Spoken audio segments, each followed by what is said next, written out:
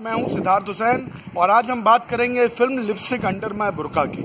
देखिए, इस फिल्म के लिए मेरे ख्याल से जो फिल्म के निर्माता हैं, निर्देशक हैं अलंकृता श्रीवास्तव और जितने भी लोग इस फिल्म से जुड़े हैं, सबसे पहले तो सबको शुक्रिया अदा करना चाहिए सेंसर चीफ पहलाज नहलानी जी का, जिनकी वजह से इस फिल्म को पब्लिसिटी वो मिली जो शायद वैसे ये लोग अफोर्ड नहीं कर सकते थे, क्योंकि एक छोटी फिल्म थी।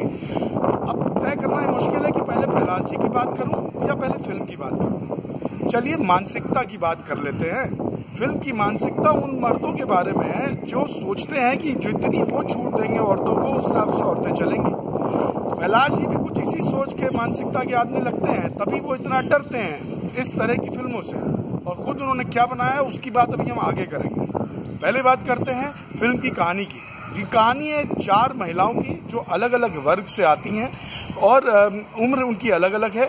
रत्ना पाठक शाह जो तकरीबन 55 साल की हैं, उनका जो ध्यान है वो एक ऐसे लड़के की ओर आकर्षित हो जाती हैं जो उम्र में उनसे बहुत छोटा है। उनकी अपनी फैंटेसी है और ख्वाबों में वो उसके साथ इश्क करना चाहती हैं, उसके साथ उसका हमसफ़र बनना चाहती हैं, मगर हकीकत में वो हो पाएगा या नहीं, ये उनकी अपनी एक, कह लीजिए कि उनका अपना एक सपना है। अब बात पहलाज जी की, तो पहलाज जी ने एक फिल्म बनाई थी बहुत पहले, और मैं एक्चुअली पूरी लिस्ट लेकर के आया हूँ क्योंकि ऐसे याद नहीं रह सकता पहलाज जी जिस तरह की फिल्में बनाते हैं। तो पहलाज जी ने बनाई थी एक फिल्म फर्स्ट लव लेटर, और एक बनाई थी आग का गोला।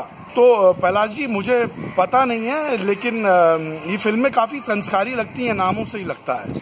तो रत्ना पाठक शाह ने तो अपने जिस तरह से अपनी अदायगी दिखाई है, उन्होंने ये साबित कर दिया है कि ऐसे किरदार सच में जीवित होते हैं।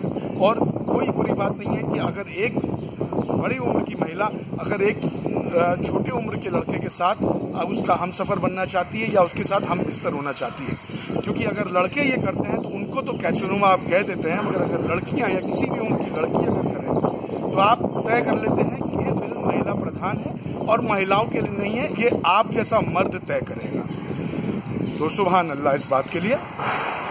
अब बात करते हैं कोनकोना सेन शर्मा की। फिल्म में कोनकोना का जो किरदार है वो एक ऐसी महिला का किरदार है जो जिसका पति जो है वो, उसको 3 बच्चे हो चुके हैं आपस में उनके, और वो जब भी रात को आता है तो उसका सिर्फ एक काम होता है बिस्तर पर अपनी पत्नी के साथ लेटना, उसके साथ संभोग करना। और वो लड़की को उस वक्त उसकी पत्नी को कैसा महसूस हो रहा है उसको इस बात से रत्ती भर का भी फर्क नहीं पड़ता है। पहलाज जी, आपको ये भी बुरा लगता है और आपको वाकई ऐसा लगता है कि इस किस्म के पति असल जिंदगी में नहीं होते? वैसे पहलाज जी, एक फिल्म थी आपकी अंदाज, उसका एक गाना था खड़ा है तेरे दर पे खड़ा है, और एक और गाना था मैं मालगाड़ी तू धक्का लगा।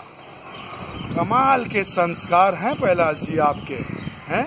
अब आप कह सकते हैं कि मैं बदल गया हूँ, तो क्या मतलब इसको क्या समझा जाए? मालगाड़ी जो है वो किस में तब्दील होगी? अब हवाई जहाज में तब्दील होगी। आहना कुमार की बात करें जो तीसरा किरदार निभा रही हैं। आहना एक ऐसे पचोपच में एक ऐसी जगह एक फंसी हुई हैं। एक तरफ मंगेतर है जो बेहद सीधा सा और टिपिकल दकियानूसी जो लड़के होते हैं, और एक तरफ आशिक है, दोनों के बीच में फंसी हुई हैं। आना इश्क करती हैं, बेबाकी से करती हैं, अपने बॉयफ्रेंड से कहती हैं बिंदास तरीके से इस वक्त सेक्स करना चाहती हैं, और इस बात पर बॉयफ्रेंड जो है वो उनकी बेइज्जती करता है, उन्हें लताड़ता है। एक सीन इस तरह का है जो बेहद कमाल का है। मुझे लगता है इसमें कोई बुरी बात नहीं है, क्योंकि अगर लड़का लड़की से कह सकता है तो लड़की लड़के से क्यों नहीं कह सकती है। अब फिर से बात करते हैं पहलाज जी की, क्योंकि ये संस्कार पहलाज जी को तो बिल्कुल नहीं भाएंगे भाई। तो पहलाज जी, आपकी एक फिल्म थी एक और फौलाद, आपकी एक फिल्म थी जो एक्चुअली शोले की बहुत घटिया कॉपी थी, जिसमें ठाकुर वाले किरदार में हेमा मालिनी थी, और एक थी हथकड़ी। ऐसी बहुत सारी फिल्में हैं, नाम मैंने बस ये चंद ही रखे हैं। ये नाम पढ़ने में मैं इतना झेल गया, तो आप आगे समझ सकते हैं फिल्मों का क्या हाल होगा। तो अब फिर आ जाते हैं हम लोग इस फिल्म पर।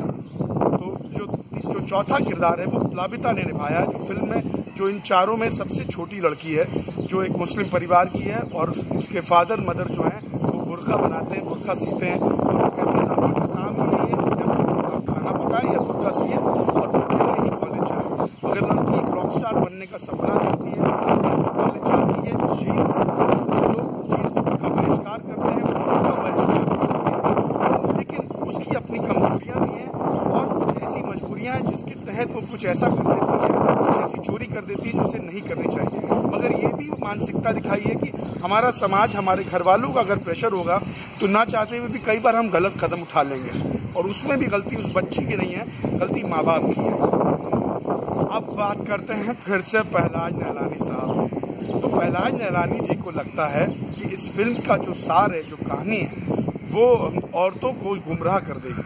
अब ये पहलाज जी आप डिसाइड करेंगे कि औरतों को क्या गुमराह करेगा।